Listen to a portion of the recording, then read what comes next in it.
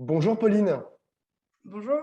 merci d'avoir accepté mon invitation. Pauline, tu es journaliste et co-animatrice de l'Observatoire des médias Acrimed. Alors justement, vous organisez une journée d'information et de débat samedi prochain pour dire halte à la banalisation de l'extrême droite dans les médias. Alors il y a deux mouvements différents, mais qui ne sont pas forcément divergents.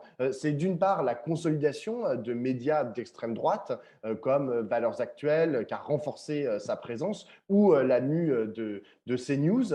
Et d'autre part, il y a une extrême droitisation de l'ensemble des médias, ou presque. Est-ce que tu dirais que le verre était enfoui dès le départ ou que le glissement vers cette extrême droite des médias est intervenu depuis peu? Non, je pense au contraire, qu'il faut éviter, les théories de l'éclosion et puis, se focaliser sur évidemment la place, que prend, enfin se focaliser sur l'empire Bolloré. Le dire d'emblée, ça ne veut pas dire relativiser, le danger que ça représente et surtout, voilà, du point de vue de l'information, du point de vue de l'influence que les médias Bolloré peuvent avoir, par ailleurs sur le champ, médiatique. Mais, l'enjeu de cette journée, c'est de ne pas oublier, les autres, médias précisément et vraiment de voir, comment, de quelle manière, par quelle pratique, ordinaire, du journalisme, par quelle, logique structurelle, s'est produite cette banalisation de l'extrême droite dans les médias et sa légitimation, quoi. Voilà, donc nous, on dit que ça ne date pas d'hier. Alors là, tu viens de dire qu'il ne fallait pas se concentrer uniquement sur les médias Bolloré. Je pense que tu as tout à fait raison parce qu'on parle souvent, notamment. Alors, on ne parle pas que des médias Bolloré, on parle aussi des chaînes d'information en continu qui finalement n'ont pas des audiences si incroyables que ça, hein. Pour les plus populaires d'entre elles, on tourne autour de 500 000, 600 000 téléspectateurs. Les médias écrits, la radio, les autres chaînes de télé qui ne sont pas des chaînes d'information en continu, tu dirais qu'ils suivent le même chemin de l'extrême droitisation? Alors, nous, il y a plusieurs choses. On va dire que la banalisation de l'extrême droite, elle s'explique par plein de facteurs. Nous, on a toujours pointé, et depuis très longtemps, la dépolitisation de la politique, par exemple, la pratique ordinaire du journalisme politique, de commenter les stratégies, les tambouilles, de, de, de, de, de commenter les sondages au pied levé, jour après jour, etc. Donc, la dépolitisation de la politique et la dépolitisation aussi de l'extrême droite, ça, c'est un premier bloc, on va dire. Un deuxième bloc, c'est évidemment la construction dans l'agenda médiatique des cibles de la peur, donc la, la, la mise à la une, en fait, dans l'agenda médiatique, des thématiques fétiches de l'extrême droite que sont l'immigration, l'islam, l'insécurité, l'autorité, etc. Et c'est pas seulement la mise à la une, c'est pas seulement ce dont on discute, c'est aussi les effets de cadrage, c'est-à-dire comment on en parle. Et on se rend compte que, comment dire, que les cadrages de la droite réactionnaire et de l'extrême droite ont été complètement naturalisés de ce point de vue-là. Une autre tendance lourde, c'est évidemment comment dire, le règne du toute opinion et le formatage en fait du débat médiatique, éditorialisé, comment Autour dire, du axé, clash. voilà, axé sur la polémique, le clash viriliste, etc., etc. Et bien sûr, un dernier pan qui est la mutilation des débats, pas que, sur l'extrême droite et la question du pluralisme. En fait, on se rend compte à quel point toutes les questions, en réalité, voilà, sont abordées de façon problématique et empiétinant le pluralisme systématiquement. Donc voilà, c'est ce qu'on essaye d'expliquer. Et de fait, quand on élargit cette focale, on se rend bien compte que voilà, c'est pas arrivé avec ces news et que on va dire les médias dominants, parce qu'ils exercent tout un tas de pouvoirs à sens unique, les médias dominants sont concernés. Et les médias dominants, par leur pratique ordinaire, balisent objectivement le terrain de l'extrême droite. Ça ne veut pas dire un journaliste plus tel journaliste pris individuellement vote Zemmour. Ça n'a aucun sens de le dire comme ça. Mais c'est d'avoir une conception un peu plus matérialiste des choses et qui nous semble juste. Et pour rebondir aussi sur la première partie de ta question, je crois que effectivement, là, dans le cadre de cette présidentielle, on a beaucoup parlé de CNews, de son agenda, y compris, tu le disais, des émissions de Hanouna. Le travail de Claire Secaille laisse absolument plus aucun doute sur la surreprésentation de l'extrême droite dans ces émissions et la surreprésentation de leurs thématiques. Mais on a oublié aussi de citer, par exemple, parallèlement d'autres chercheurs, comme Nicolas Hervé, qui a, lui, élargi justement la focale des médias, qui a comptabilisé les occurrences des noms des candidats sur toute la première partie de la campagne, septembre-décembre. C'est un travail qui est en cours. Il a élargi au matinal d'info, il a élargi au JT, qui là représente des millions de téléspectateurs. C'est plus les mêmes audiences que les chaînes d'info. France Inter, c'est 4 millions, je crois. Les JT, c'est pareil, c'est voilà, à peu près le même ordre de grandeur. Et lui constate les mêmes choses, c'est-à-dire que, les mêmes choses. Macron est le plus cité sur les JT et les matinales d'information, mais Zemmour arrive très peu loin derrière, on va dire.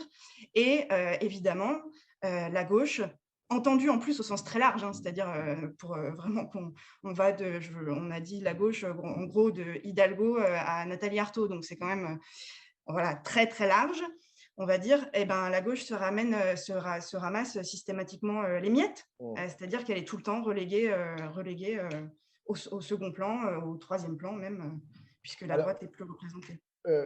Sur le constat et les différents pans là que tu as distingués, je pense je pense que c'est partagé par énormément de monde. Après, je trouve qu'il y a un problème de qu'est-ce qui vient avant? Est-ce que c'est la poule ou est-ce que c'est l'œuf?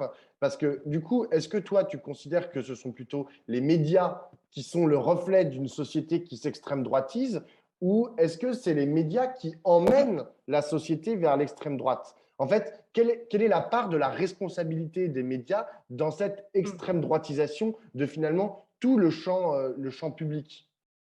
Ouais.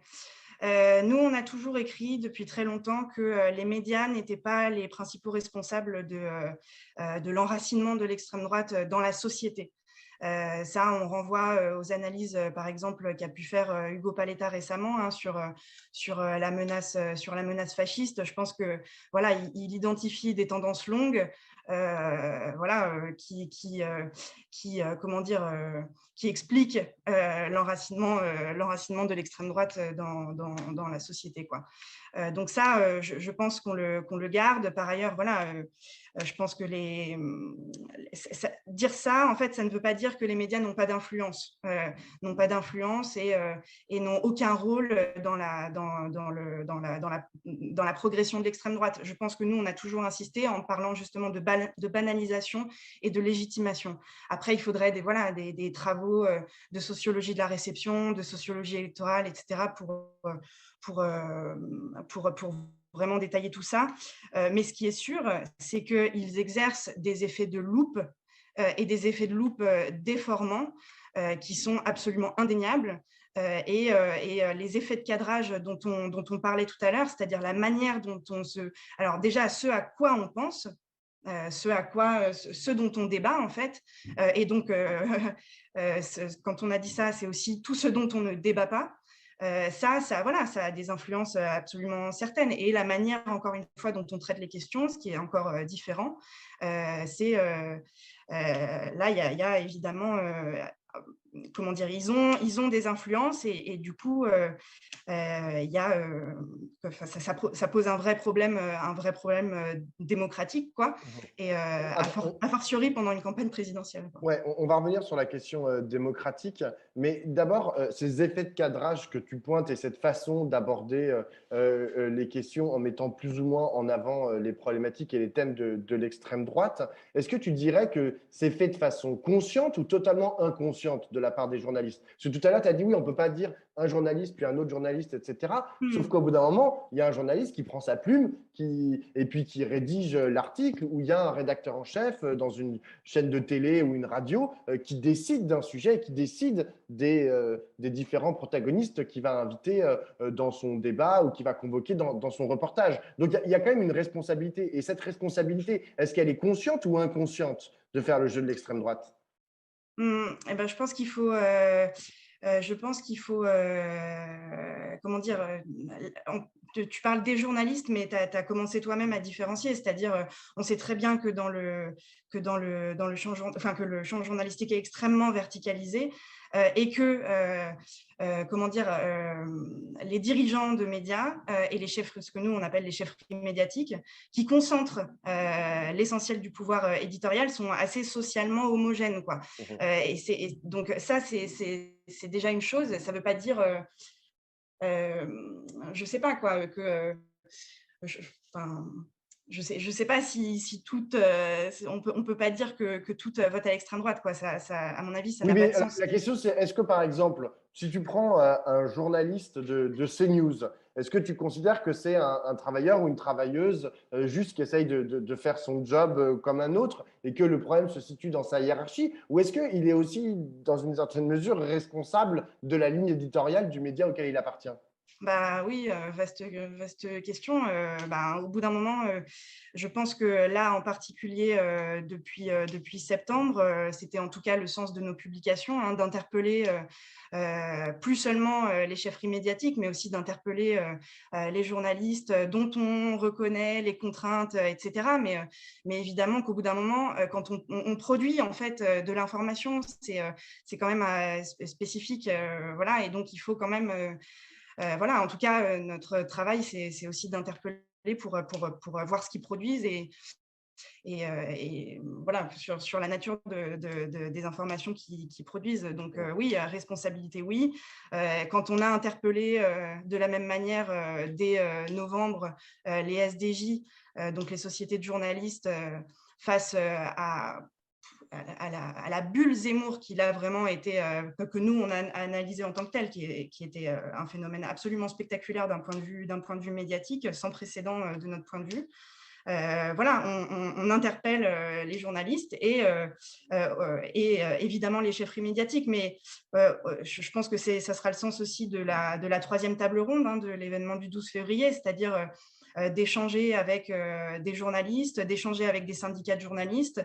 On n'a pas forcément les mêmes positions, mais à un moment, nous, on pense qu'il faut, voilà, qu'il faut se secouer et qu'il faut aussi que justement le travail critique oui, le travail critique sur le journalisme viennent aussi de l'intérieur, Mhm. quoi. Mais je veux dire un vrai travail critique, c'est pas, on demande pas un mea culpa et demain en fait on fait la même chose. En fait, il faudrait qu'il y ait une bonne fois pour toutes une prise en compte politique de la question des médias et qu'on réfléchisse le plus largement possible à transformer tout ça parce que c'est de pire en pire, quoi.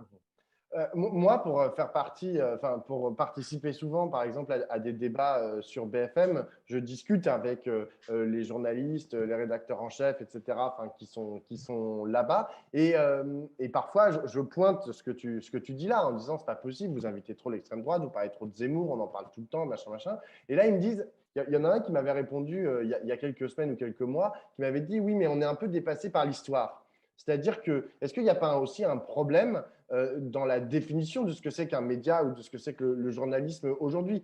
En gros, ma question, c'est comment on fait quand aujourd'hui l'extrême droite, enfin, il aurait peut-être fallu faire des choses avant, mais aujourd'hui, on est en février 2022, on est à 2 mois d'une élection présidentielle et l'extrême droite pèse près de 30% des intentions de vote. Et comment on fait pour que le débat démocratique entre guillemets, pour cette présidentielle puisse avoir lieu. Parce qu'il va bien falloir les inviter, les Éric Zemmour, Mmh. les Marine Le Pen. Et souvent, le choix des médias, c'est de dire, on leur fait, d'ailleurs c'est presque un choix qui c'est presque légal, hein, c'est presque une obligation légale, que de les Mmh. inviter autant que les autres. Donc comment est-ce qu'on fait avec un candidat comme Éric Zemmour que je pense qu'on est tous les deux d'accord pour dire qu'il y a un énorme problème quant à ce qu'il raconte, hein, à la fois le racisme, la xénophobie, l'islamophobie, toutes les haines en fait qu'il dit et qu'il génère. Comment est-ce qu'on fait avec un candidat comme Éric Zemmour pour s'assurer en même temps qu'on est bien dans une démocratie et que le débat public et politique voilà, soit toujours vivant et utile? Oui, il y a plusieurs choses dans le cadre de la campagne. Je pense que pour l'instant, c'est pas l'égalité, par exemple, temps de parole qui prévaut. Donc, tout ça reste quand même à la libre appréciation des journalistes, etc. Et donc, il faut rappeler quand même qu'ils fonctionnent ils construisent un agenda à partir de sondages, grosso modo, et donc ils justifient leur propre construction de l'agenda par des choses construites, c'est-à-dire la critique des sondages quand même devrait à un moment monter à la tête de ces gens, quoi. C'est-à-dire qu'on a toujours dit qu'à 8 mois, en fait, ça valait rien des sondages d'intention de vote. Alors après, ils peuvent nous faire leur blabla sur les tendances, je sais pas quoi, et à chaque fois, ils se prennent les pieds dans le tapis et à chaque fois, ça recommence. Donc, il faut rappeler que ce sont des choix éditoriaux, qui pourraient être autrement et il n'y a pas d'obligation légale, etc. Et là, de septembre à novembre, alors que Zemmour n'était même pas candidat, ils ne peuvent pas le justifier autrement que par leur propre incurie. Donc ça, c'est la première chose qu'il faut quand même rappeler, parce qu'il n'a pas été candidat pendant 3 mois quand même, il faut le rappeler. Et pendant 3 mois, on a eu Zemmour H24 sur toutes les télés, radios, on ne parlait que de ça. Donc ça, c'est la première chose. Il faut rappeler que tout est construit, quoi. Je veux dire, quand ils se revendiquent, par exemple, quand ils justifient leur agenda en prétextant les préoccupations des Français, idem, en fait, il faudrait en discuter. Et en fait, quand on rentre dans le détail, c'est beaucoup plus compliqué que ça. Donc, leurs choix éditoriaux sont construits, et sauf qu'en fait, il n'y a pas de réelle autocritique là-dessus, et ils continuent, et ça ne va pas très loin, en fait, leur critique. C'est effectivement, bon, l'extrême droite est haute dans la société, ça oui, personne ne le nie. Je veux dire, et nous, on ne va pas dire le contraire, on n'est pas en train de se mettre un bandeau sur les yeux, ce n'est pas la question. Reste que il y a tout un tas, en l'occurrence, il y a un agenda, il y a des problématiques, il y a des manières de débattre, il y a des formats journalistiques, il y a des façons de discuter les problèmes, etc., qui pourraient être autrement. Et en l'occurrence, si on veut parler de Zemmour, comment dire, la pipolisation, il va falloir aussi que les journalistes réfléchissent à ce que ça veut dire sur BFM, par exemple. Grand Benjamin Duhamel, grand journaliste politique, a retenu, par exemple, d'une émission que le lien avec Sarah Knafo. Enfin, je veux dire, où on lui a posé des questions, où on le met sur le divan. Ça fait 15 ans qu'on met l'extrême droite sur le divan, qu'on pose des questions à Marine Le Pen sur ses chats, etc. Tout ça, c'est des pratiques, mais en fait, ce n'est pas naturel, quoi. On n'est pas obligé de faire ça. Donc, il faut toujours remettre en cause la façon dont les journalistes politiques, en particulier, pratiquent leur métier, voir quelles influences ça a et surtout dire que ça pourrait être autrement. Voilà, et encore une fois, discuter de Zemmour en commentant toute la journée la course, la place dans les sondages, à qui il va siphonner des voix, à qui, etc. Ça, c'est pareil. C'est une manière de débattre, une manière d'éditorialiser aussi le débat qui est absolument pas naturel et qui nuit au débat démocratique. Donc, en fait, en réalité, il y a beaucoup de choses à faire, même si c'est assez flippant dans la société par ailleurs. Mais voilà. On parle beaucoup de médias dits traditionnels, hein, c'est-à-dire télé, Ouais. radio, médias écrits, mais il y a un autre type de médias qui, à mon sens, mérite aussi toute notre attention, c'est les réseaux sociaux, à savoir notamment Twitter, Facebook, puis maintenant il y a aussi Instagram, TikTok, etc., sur lesquels il se dit des choses et il se dit beaucoup de choses. Est-ce que tu dirais que les journalistes y jouent suffisamment leur rôle? Est-ce qu'ils doivent y jouer un rôle ou est-ce que ce n'est pas du tout leur médium? Qu'est-ce que tu en penses? Alors, sur l'influence que Twitter a ou sur la pratique? Les deux, en fait. Quelle place, en fait, un journaliste pourrait ou devrait avoir, par exemple, sur Twitter, sur Snapchat ou sur Facebook? Ça, je t'avoue, je ne saurais pas forcément quoi répondre. En revanche, je pense qu'il y a beaucoup de choses à à dire comment dire, de la… parce que bon, tous les journalistes utilisent Twitter, ou en tout cas une très très grande partie, et de voir à quel point Twitter peut avoir des influences dans la construction de l'agenda, par exemple. Il y avait une récente interview de Cyril Hanouna, alors là c'est le paroxysme, hein, mais qui expliquait, je crois que c'était au micro de RTL, comment il construisait les sujets de la journée. Et en gros, il disait très bien, enfin, il disait lui-même, je regarde les tendances qu'il y a sur Twitter ou sur Facebook, et pouf, ça me donne le sujet du jour, quoi.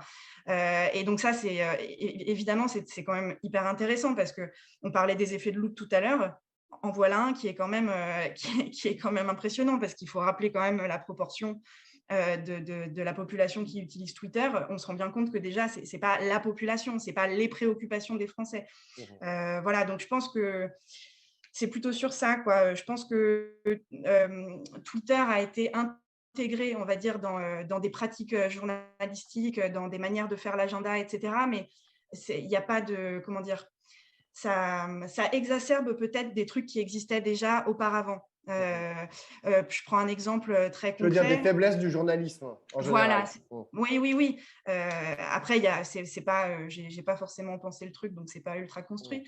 Mais ça me fait penser à un exemple qu'on étudiait dans le bouquin Les médias contre la rue, donc sur le traitement médiatique des mouvements sociaux. Quand on voit, par exemple, des journalistes passer des messages sur Twitter en disant, pendant, par exemple, des grèves de cheminots, en disant bonjour, je suis journaliste pour tel ou tel média, je recherche quelqu'un dont la grand-mère a été impactée par la grève et qui n'a pas pu emmener son petit-fils, voilà, enfin, etc., etc.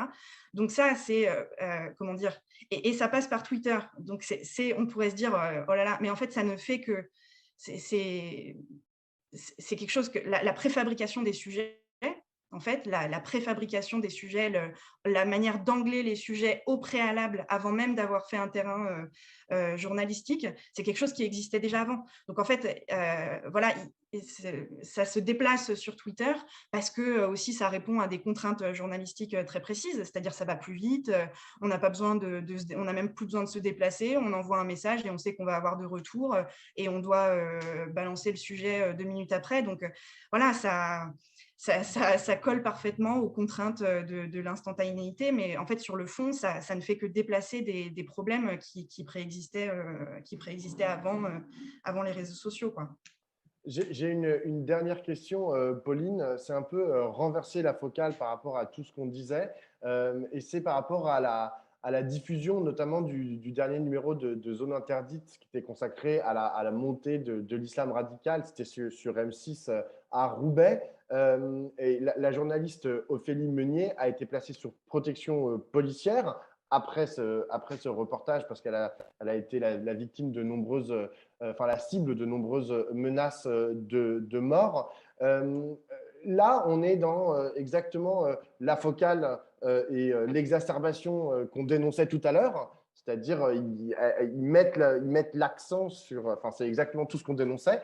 Est-ce que, pour autant, tu penses qu'il faut que la profession, les journalistes en général, fassent cohésion autour de Ophélie Meunier, alors même qu'on peut, tout en critiquant tout en critiquant les sujets qu'elle a abordés et la façon dont elle les a abordés, est-ce qu'il faut quand même que la profession fasse cohésion? Puisque ça existe, ce genre de menaces de mort, et aujourd'hui, Ophélie Meunier voilà, est sous protection judiciaire, une enquête est ouverte, et ça reste quand même très problématique. Bien sûr, c'est problématique et je pense que sur ça, enfin voilà, on dénonce le harcèlement en ligne et on dénonce les menaces de mort, ça paraît évident. Simplement, ce qui laisse un goût amer, c'est toujours la même chose. C'est-à-dire qu'en fait,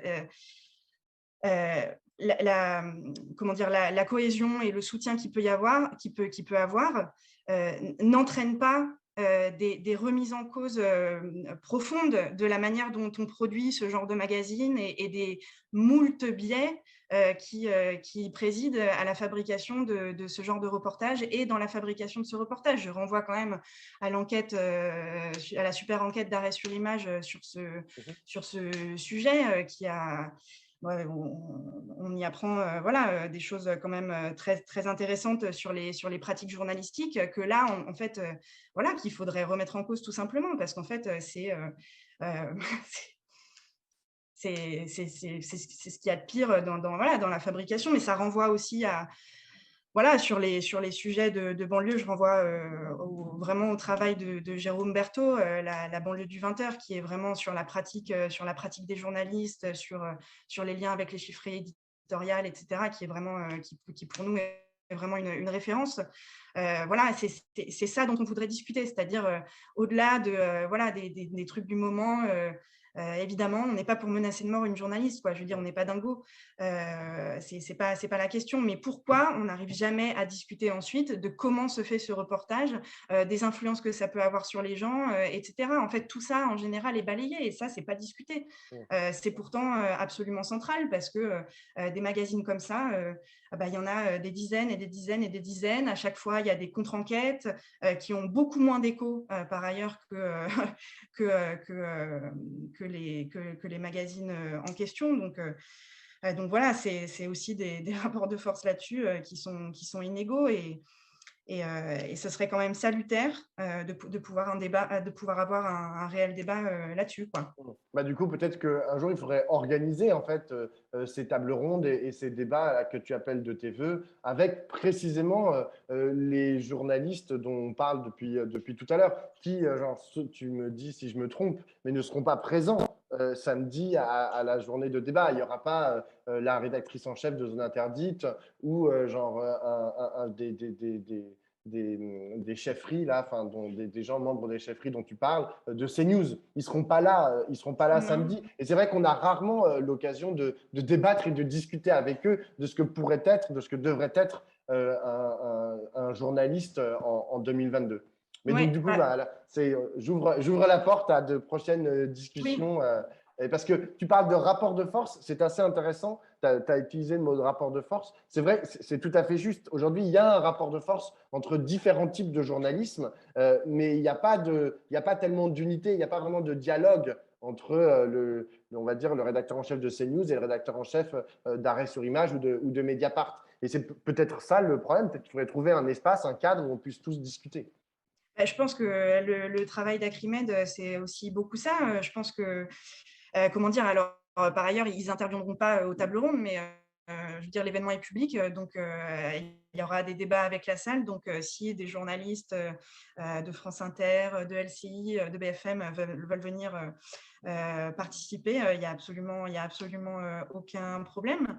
Mais on pense que comment dire, la critique et la manière, en tout cas, enfin les problématiques qu'on va poser à cette journée, comment dire, c'est pas non plus acquis. Il faudrait pas se dire en fait on a tous le même diagnostic. En fait, c'est pas non plus totalement vrai. Je pense que il faut pousser la critique, être quand même solide et rappeler quelques fondamentaux. Et après, c'est sûr que on pousse, on est en lien par exemple avec des syndicats de journalistes, donc avec lesquels par ailleurs on partage notamment le SNJ-CGT un certain nombre de propositions de transformation du champ médiatique sur le statut des rédactions, sur les phénomènes de concentration, etc. etc. Mais voilà, discutons des pratiques. On essaye de produire en tout cas pour que ça fasse débat. Et ce depuis 1996 maintenant. Bon, eh ben merci beaucoup, Pauline. Je le rappelle, journée de débat et d'information, les médias et l'extrême droite halte à la banalisation. C'est donc samedi prochain, samedi 12 février, de 13h à 19h, salle Olympe de Gouges, dans le 11e arrondissement de Paris. Merci beaucoup, Ouais. Pauline. Bah, merci. J'en profite juste un dernier mot pour montrer le dernier numéro de la revue Média Critique sur ce même thème. Donc voilà, n'hésitez pas et merci pour l'invitation. Pas de problème.